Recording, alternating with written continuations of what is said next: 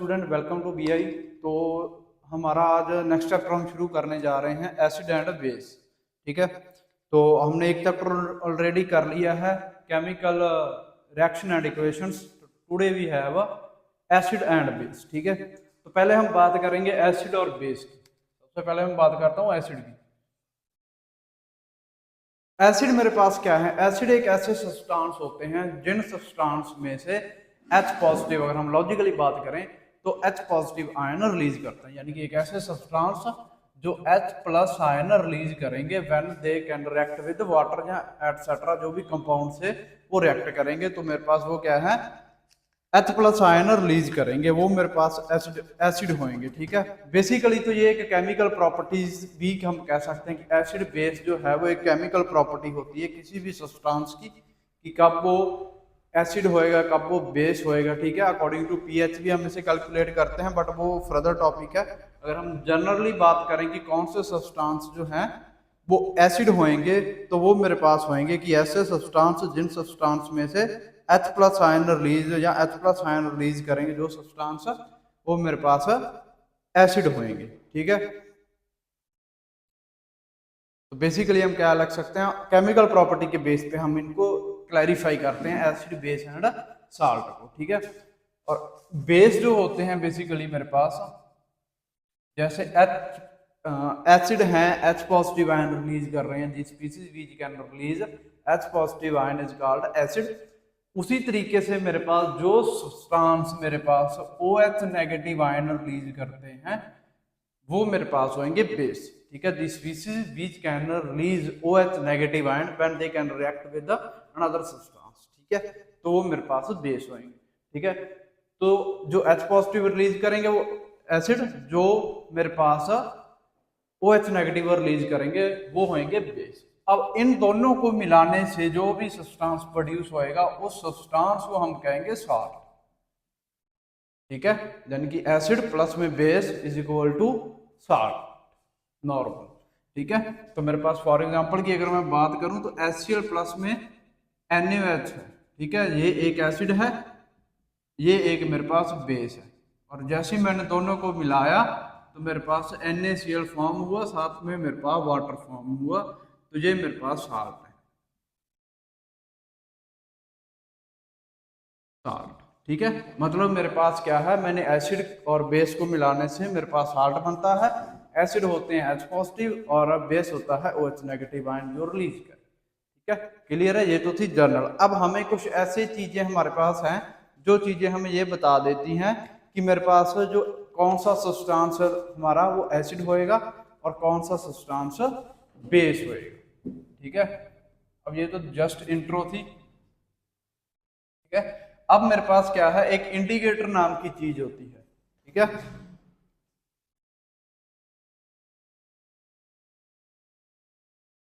Indicator क्या होते हैं? अगर मैं डेफिनेशन की बात करूं तो इंडिकेटर की डेफिनेशन है this substance which can use identification of acid and base by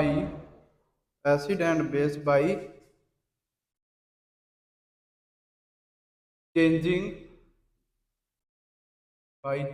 its color, by changing its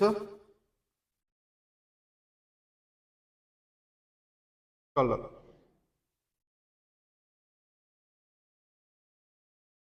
The indicator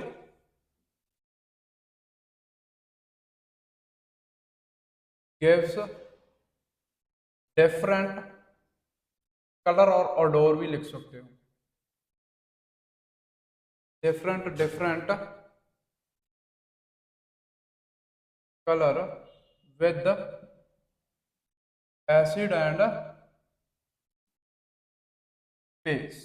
ठीक है, तो बेसिकली क्या है कि इंडिकेटर मेरे पास क्या होते हैं?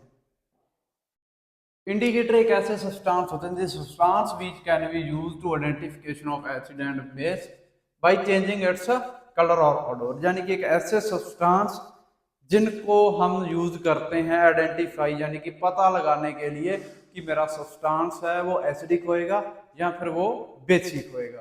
तो सिंपल सी अगर हम बात करें कि एसिड और बेस का जो सब्सटेंस हमें पता लगाते हैं, जो केमिकल सब्सटेंस हम पता लगाते हैं, वो मेरे पास इंडिकेटर होते हैं। ठीक है, अब इंडिकेटर, कई इंडिकेटर ऐसे हैं जो कि जैसे ही तुमने एसिड में डाल दिया तो उन्होंने कोई ना कोई कलर दे दिया। ठीक है, कई इंडिकेटर ऐसे हैं कि जैसे ही हमने उसको एसिड में डाला तो उन्होंने कोई ना कोई स्मेल प्रोड्यूस की। ठीक है, तो मतलब by changing colour and by जो ओडोर या स्मेल है, हम उससे पता लगाते हैं कि मेरे पास कौन सा सब्सटेंस एसिडिक है, कौन सा बेसिक है। ठीक है, अब जो मेरे पास इंडिकेटर होते हैं वो क्या है, एसिड और बेस के साथ डिफरेंट डिफरेंट कलर फॉर्म करेंगे। ठीक है, फॉर एग्जांपल तुमने कोई एसिड एसिड है मेरे पास और एक बेस है। ठीक है, अब मैंने मान लो इसमें कोई इंडिकेटर डाला, एसिड में डाला, बेस में डाला। इंडिकेटर को एसिड में डाल सॉरी हाँ, इंडिकेटर को एसिड में डालने से उसने कलर प्रोड्यूस किया रेड। उसी इंडिकेटर को जैसे मैंने बेस में डाला उसने कलर प्रोड्यूस किया येलो। तो ये जो क्लैरिफिकेशन हो रही है, कलर्स की क्लैरिफिकेशन रेड और येलो की, इससे मैं पता लगाता हूँ कि मेरे पास कौन से सब्सटेंस हैं एसिड और कौन से सब्सटेंस मेरे बेसिक होंगे। ठीक है, अब इंडिकेटर भी मेरे पास कई टाइप के होते हैं, मेनली मेरे पास 3 टाइप के इंडिकेटर होते हैं।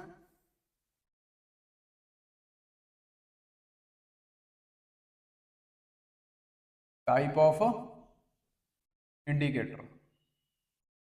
ठीक है, तो मेरे पास स्पेशली 3 टाइप के होते हैं। पहले है natural indicator,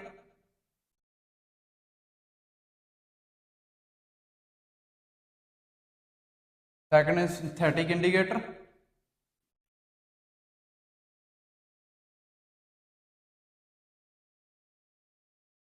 synthetic indicator, third is olfactory indicator.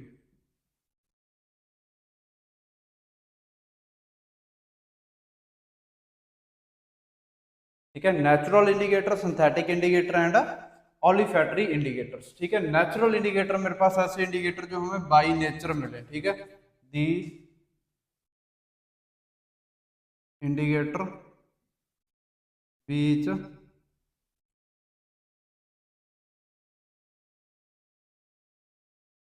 Given by nature.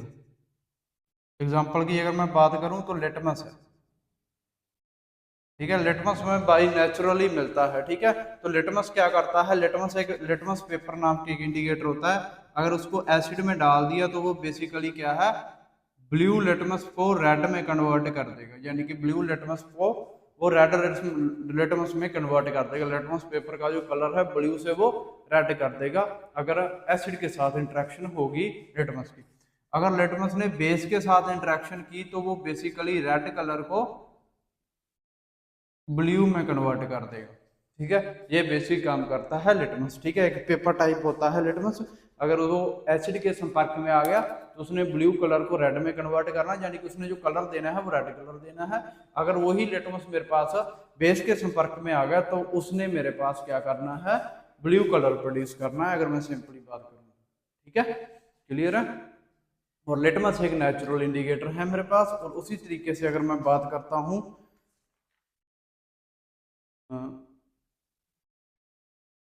और एग्जांपल के इसकी, तो वो है मेरे पास अनियन।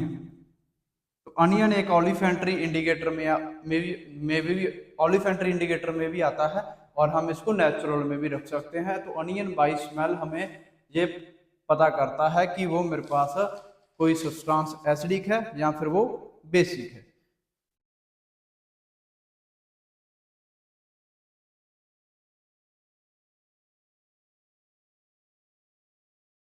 अब बेसिकली अनियन क्या करता है, बेस के साथ कोई स्मेल नहीं प्रोड्यूस करता। ठीक है, onion with base no smell.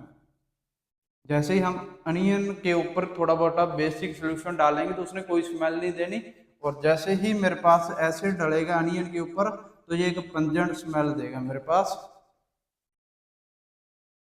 यानी कि इसने स्मेल प्रोड्यूस करेगा, प्रोड्यूस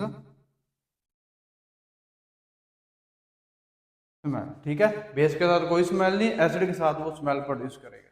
ठीक है, तो ये मेरे पास हो गया एक नेचुरल इंडिकेटर, और इसको हम ओलिफेंट्री इंडिकेटर में भी डिस्कस करेंगे, वो फर्दर देखेंगे। ठीक है, अब बात करते हैं सिंथेटिक इंडिकेटर की। सिंथेटिक इंडिकेटर मेरे पास बेसिकली एक ऐसे इंडिकेटर होते हैं जो इंडिकेटर हम मैन मेड या बाई लेवल लैब में हम प्रोड्यूस करते हैं। ठीक है, the indicator which is produced by laboratory, produced in laboratory। ठीक है, जो लैब में प्रोड्यूस करते हैं या मैन मेड इंडिकेटर कह सकते हैं। ठीक है, इनमें मेरे पास दो टाइप के इंडिकेटर होते हैं। पहला है फिनोफैथलीन एंड दूसरा है मिथाइल ऑरेंज।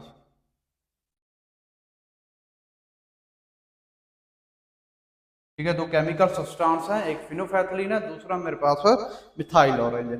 तो फिनोफैथलीन जो है बेसिकली एसिड के साथ जब वो रिएक्ट करता है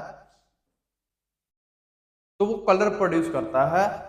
फिनोफैथलीन है, अगर मैं फिनोफैथलीन की बात करूं, अगर इसकी रिएक्शन एसिड से होगी तो जो रिएक्ट मेरे पास कलर बनेगा वो बनेगा पिंक, कोई कलर नहीं बनेगा, सॉरी पिंक नहीं, तो ये एसिड के साथ कलरलेस होता है। ठीक है, फिनोफैथलीन को जैसे ही मैंने एसिड में डाला तो ये कोई कलर नहीं देगा, कलरलेस होएगा। सेकेंडली जैसे ही मैंने इसको बेस में डाला, फिनोफैथलीन को बेस में, फिनोफैथलीन की एक दो ड्रॉप ही डलती है बेसिकली, जैसे ही एक दो ड्रॉप हमने बेस में डाली तो उसने बेसिकली मेरे पास क्या है, पिंक कलर प्रोड्यूस किया। ठीक है, फिनोफैथलीन एसिड के साथ कोई कलर नहीं देता, बेस के साथ पिंक कलर देता है। और इस एसिड इस इंडिकेटर का हम यूज मोस्ट प्रोबेबली एक एक्सपेरिमेंट होता है टाइट्रेशन। ठीक है, टाइट्रेशन में हम करते हैं, तो टाइट्रेशन में हम न्यूट्रलाइजेशन जो रिएक्शन है, इसी चैप्टर में हम पढ़ेंगे न्यूट्रलाइजेशन रिएक्शन। एसिड और बेस की जब हम रिएक्शन कराते हैं तो एक पॉइंट पे जाके वो जो सॉल्यूशन है एसिड और बेस, जैसे मेरे पास क्या है, मैंने एक बीकर लिया, इसमें एसिड डाल दिया। ठीक है, अब किसी भी और सोर्स की मदद से मैं ऊपर से ऐसे एक ब्यूरेट टाइप की चीज होती है जिसमें बेस होता है। ठीक है, ये मेरे पास बेस है, तो ये बेस कंटिन्यूस इसमें गिरता रहता है। इस सॉल्यूशन के अंदर हमारे पास फिनोफैथलीन की एक दो ड्रॉप्स प्रेजेंट होती हैं। ठीक है, ये जो रेड है वो मान लो फिनोफैथलीन की एक दो ड्रॉप्स है। ठीक है, तो फिनोफैथलीन एसिड के में तो घुल जाता है, एसिड में घुलने के बाद वो कोई कलर नहीं देगा। ठीक है, जैसे इसमें बेस ऐड होता रहेगा होता रहेगा होता रहेगा। ठीक है, तो एक पॉइंट ऐसा आएगा जब मेरा सोल्यूशन ना तो एसिडिक होएगा ना बेसिक, उसके बाद जैसे ही एक ड्रॉप बेस की गिरी तो इस पूरी के पूरी सोल्यूशन का कलर जो है वो मेरे पास पिंक हो जाएगा। ठीक है, और उससे हमें पता चलेगा कि जो कलर पिंक हो गया वो एक न्यूट्रलाइजेशन पॉइंट के ऊपर आ गया। ठीक है, एक्सपेरिमेंट होता है बेसिकली ये न्यूट्रलाइजेशन पॉइंट निकालने के लिए। ठीक है, तो वो हमें इंडिकेट कर देगा कि जो मेरा सोल्यूशन है नीचे पड़ा है वो सारा सोल्यूशन क्या है, बेसिक नेचर का हो चुका है। जब तक वो न्यूट्रल नहीं होते, पहले एसिड है बेस है दोनों न्यूट्रल होंगे, जैसे एक ड्रॉप गिरी बेस की तो वो सारा सोल्यूशन बेसिक, बेसिक होने के साथ ही फिनोफैथलीन ने सारे सोल्यूशन का कलर पिंक कर देना है। ठीक है, क्लियर है। नेक्स्ट मेरे पास है methyl orange. Methyl orange acid के साथ रेड कलर प्रोड्यूस करता है, और यही मिथाइल ऑरेंज बेस के साथ मेरे पास येलो कलर प्रोड्यूस करता है। ठीक है, यानी कि जो मिथाइल ऑरेंज है अगर मैंने इसकी रिएक्शन एसिड से करवा दी तो मेरे पास क्या है, रेड कलर बनेगा। अगर मैंने ये रिएक्शन बेस से करवाई तो ही मेरे पास क्या है, येलो कलर फॉर्म होएगा। ठीक है, मिथाइल ऑरेंज येलो कलर बनाता है बेस के साथ और एसिड के साथ रेड। फिनोफैथलीन एसिड के साथ कोई कलर प्रोड्यूस नहीं करता, बस बेस के साथ वो पिंक कलर प्रोड्यूस करता है। अब बात करते हैं ओलिफैक्टरी इंडिकेटर्स की। ठीक है, ओलिफैक्टरी इंडिकेटर मेरे पास ऐसे सब्सटेंस होते हैं जो कि एसिड और बेस सॉल्यूशन का पता लगाएं स्मेल या फिर ओडोर की मदद से। ठीक है, the indicator which identify acidic or basic solution with the help of smell or odor, with the smell or odor is called olfactory indicator, is called olfactory indicator।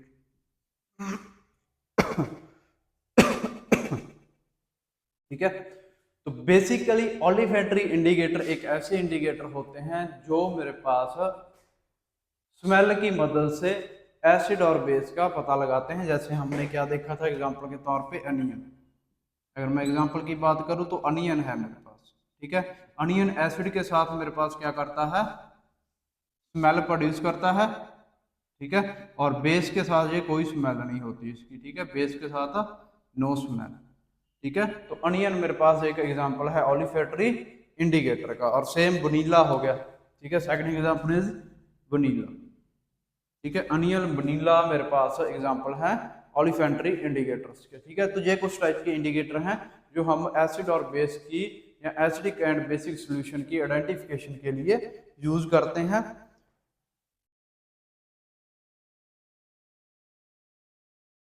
ठीक है। तो इंडिकेटर में हम मोस्टली यही पढ़ते हैं और इसमें अलग अलग एग्जांपल तुम ले सकते हो, जैसे ऑलिफैक्टरी इंडिकेटर के एग्जांपल हो गए, ठीक है, ये तो दोनों होंगे मिथाइल ऑरेंज एंड फिनोफेथलीन, तो ठीक है, ये कुछ टाइप के इंडिकेटर हैं हम मोस्टली पढ़ते हैं, ठीक है। अब हम स्पेशली बात करेंगे कंसंट्रेशन यानी कि स्ट्रॉन्ग और वीक एसिड कैसे हम क्लैरिफाई करते हैं, ठीक है। तो इसका आप स्क्रीनशॉट ले सकते हो। तो नेक्स्ट वी हैव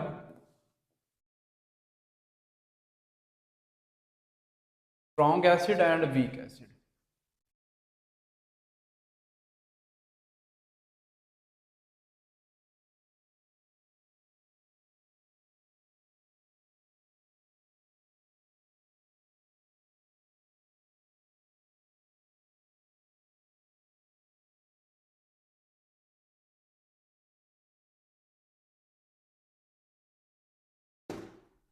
अब एसिड जो है मेरे पास हम कह सकते हैं कि दो तरीके के होते हैं, बेसिकली दो तरीके के तो क्या ही होते हैं, दो टाइप में, इसको अलग अलग तरीके से हम देख लेते हैं। पहले है स्ट्रॉन्ग एसिड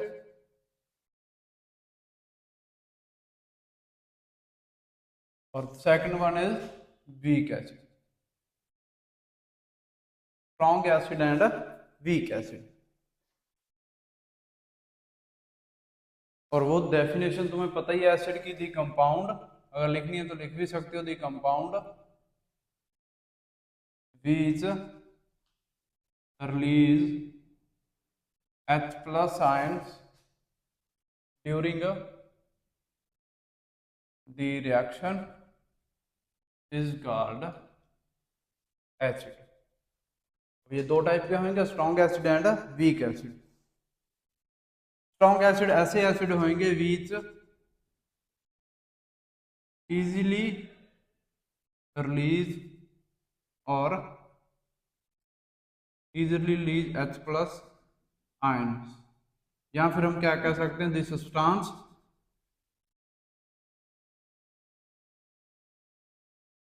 is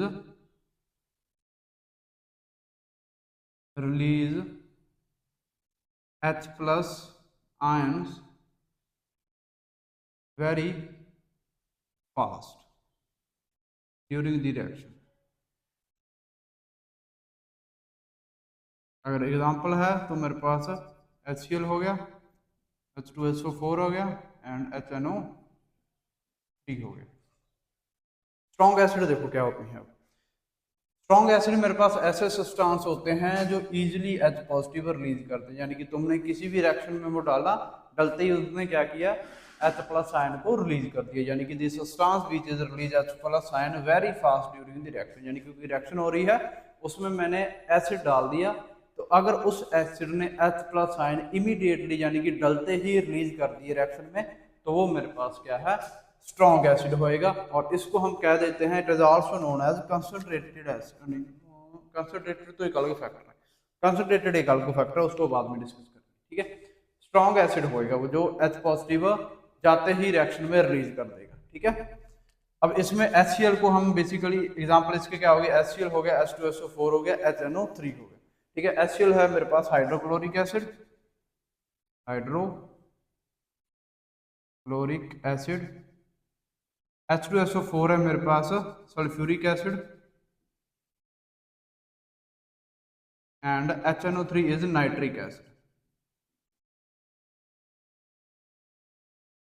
ये मेरे पास कुछ एसिड है, sulphuric acid, nitric acid, hydrochloric acid, जो हम कहते हैं कि बहुत ज़्यादा स्ट्रॉन्ग एसिड होते हैं। जैसे ये रिएक्शन में किसी में डालते हैं हम, तो ये इमीडिएटली अपना H+ आयन रिलीज कर देते हैं।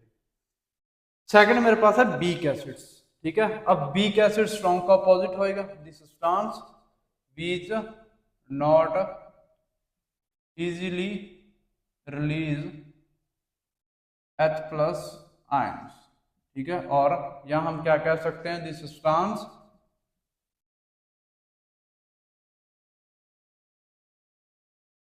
Release H+ ion very slowly, ठीक है। यानी कि ऐसा सब्सटेंस जो H+ आयन रिलीज तो करते हैं, बट वो क्या है, बहुत ज्यादा स्लो H+ आयन रिलीज करते हैं। सिंपली मेरे पास क्या है, this substance which release H+ ion very slowly, बहुत ज्यादा स्लो तरीके से वो H+ आयन रिलीज करते हैं। ऐसे एसिड्स मेरे पास है, जैसे एग्जांपल की मैं बात करूं, HCOH, CH3COH, ठीक है। मेनली क्या कह सकते हैं एग्जांपल में, कार्बोक्सिलिक एसिड होते हैं जितने भी मेरे पास। कार्बोक्सिलिक एसिड मतलब जो जिनके साथ COH ग्रुप, यानी कि मेरे पास सिंपली अल्काइल जो ग्रुप हैं कार्बन के, कार्बन चेन से अगर मैंने COOH ग्रुप लगा दिया तो वो मेरे पास कार्बोक्सिलिक एसिड फॉर्म हो जाएगा, ठीक है। तो ये मेरे पास वीक एसिड है। इसमें जो HCOH का नाम है वो है फॉर्मिक एसिड, और ये जो है मेरे पास, इसके दो नाम है, पहला इसको इथेनोइक एसिड भी कह देते हैं, या फिर इसको फेमस जो नाम है इसका वो है एसिटिक एसिड, ठीक है। ये दोनों मेरे पास क्या है, एक वीक एसिड है, ठीक है। बेसिकली ये जैसे जाएंगे सोल्यूशन में तो H+ रिलीज तो ये करेंगे, बट वो H+ रिलीज करने के लिए ये थोड़ा टाइम लेंगे, तो इनको कुछ टाइम लगेगा H+ आयन रिलीज करने के लिए।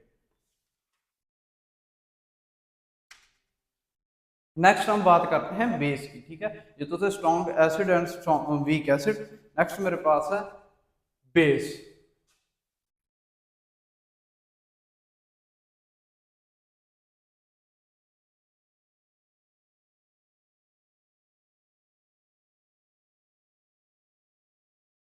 बेस क्या होते हैं वो हमने देखना है।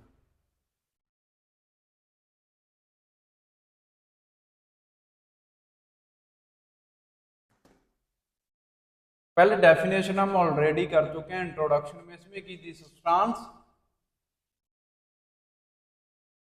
which release OH negative ion during the reaction is called base, ठीक है। अब ये भी दो टाइप के होंगे, कौन कौन से, strong base and second one is weak base, weak base, strong base and weak base. Same इसमें भी जो substance which easily release OH negative ions are called strong base, ठीक है। यानी कि ऐसे सब्सटेंस जो मेरे पास आराम से OH नेगेटिव आयन निकाल देते हैं वो मेरे पास क्या होंगे, बेस होंगे। बेस में मेरे पास अगर मैं एग्जांपल की बात करूं तो सबसे स्ट्रॉन्ग बेस होता है NaOH, KOH, CaOH2, MgOH2, ये मेरे पास सारे के सारे क्या हैं, स्ट्रॉन्ग बेस में आते हैं, ठीक है। इसका नाम sodium hydroxide, sodium hydroxide, potassium hydroxide,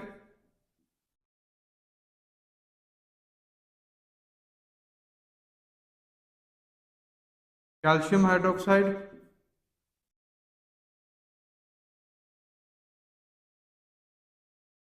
and magnesium hydroxide.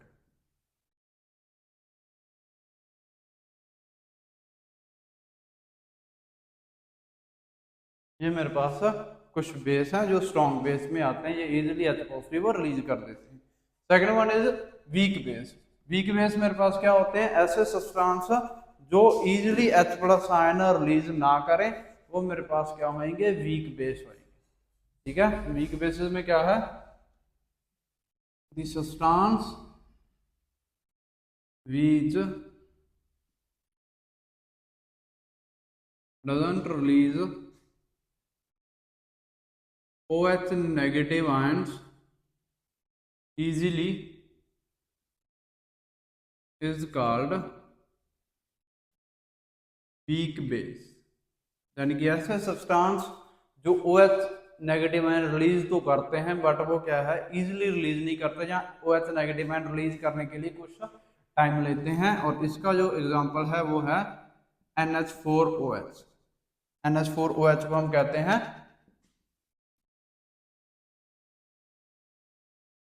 Ammonium hydroxide, ammonium hydro oxide. ठीक है, ये मेरे पास कुछ एसिड थे और कुछ बेस थे। ठीक है, अब इसके बाद एक छोटा सा टॉपिक और है मेरे पास, वो है डाइल्यूशन, या फिर कह लो कि जो बेस और एसिड होते हैं वो कंसंट्रेटेड एसिड और कंसंट्रेटेड बेस क्या होता है, और dilute acid and dilute base क्या होता है। ये हो गया होगा, आई थिंक स्क्रीनशॉट ले सकते हैं। क्या, अब ये तो थे स्ट्रॉन्ग और बेस की टर्म में, है ना। वीक टर्म में मेरे पास strong acid and weak acid की टर्म में आ गया। अब मेरे पास in terms of concentrated and dilute acid की फॉर्म में हम देखते हैं इसको, in terms of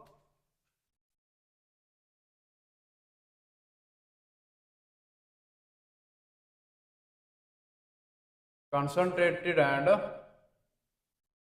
dilute acid and base.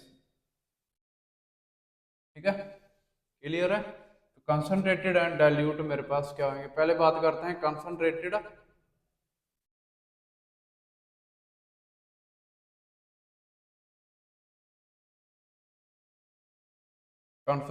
Solution की and then dilute solution.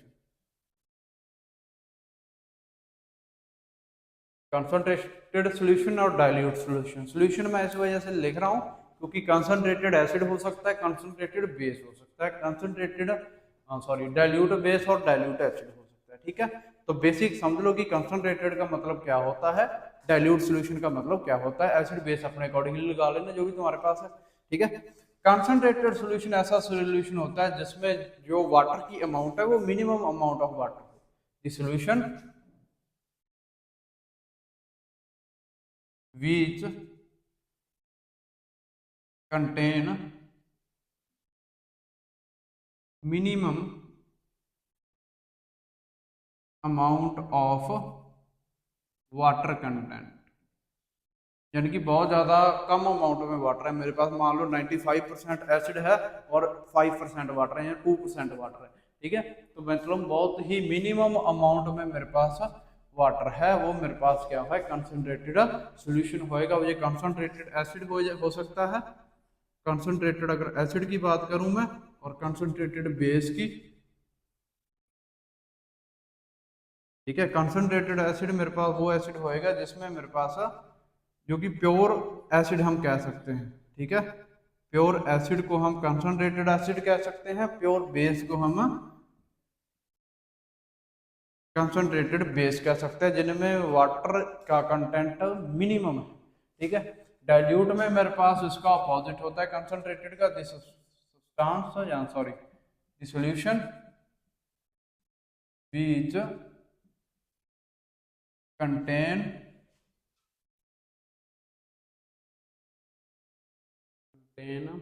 Maximum तो नहीं कह सकते,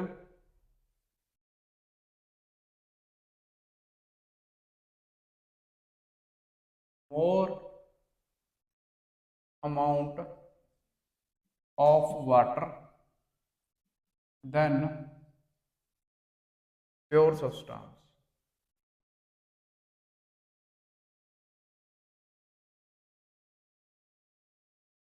comparison pure substance.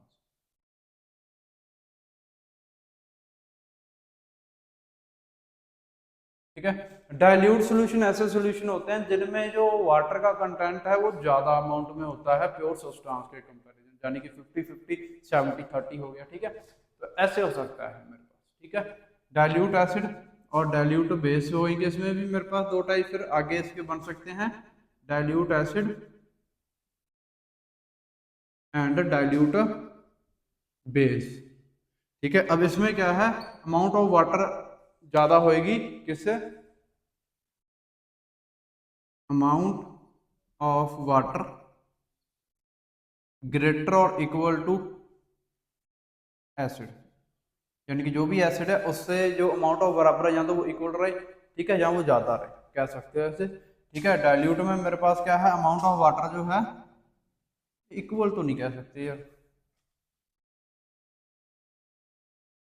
Present more amount of water. ठीक है, ज्यादा अमाउंट में पानी पाया जाता है इन एसिड। ठीक है, और इसमें भी सेम ही